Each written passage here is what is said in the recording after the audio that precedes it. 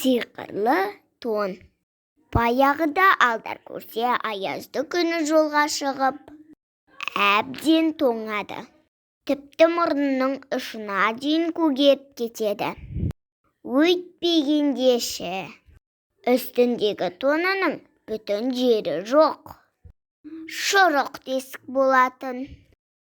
Өл деген желден әбден ығыры шығады. Астындағы аты да кәрі.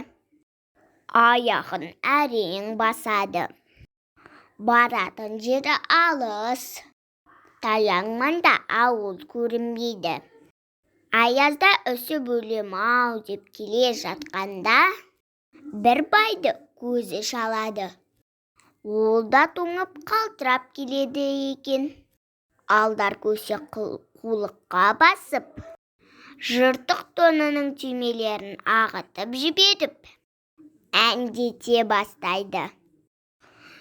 Түлкі шетке қымтанып, бүрісіп отырған бай оны көріп, таң қалады да: «Ей, сен тоңбадың ба?» деп сұрайды. «Жоқ, байеке, тоңғаным жоқ. Тоным бар ғой. Керісінше ыстықтап келемін» дейді алдар. «Қалай ыстықтайсың? Тоңының сау жері жоқ. Әбден тозығы жеткен. Шұрық тесік қой» дейді бай.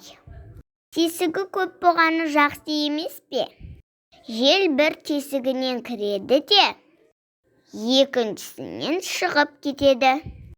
Жылуы ішінде қалады дейді алдар көсе қуланып. «Ендеше маған тоныңды сатшы» дейді жыртықтың кеп көрмеген бай. «Сатпаймын. Мұны саған сатсам, өзім тоңып қаламын ғой» дейді қуланып. «Мен саған түлкі тонымды берейін. Үстіне ақша қосып беремін. Атыңды берсең, ойланайын. Ақшаңның керегі де жоқ» дейді.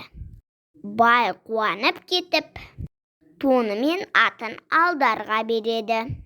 Алдар көсе тонды киіп, атқа мініп алады да, ауылына қарай шаба жөнеледі. Жыртық тонды киген бай қала берді. Достар, осымен менің ертегім аяқталды. Сау болыңдар.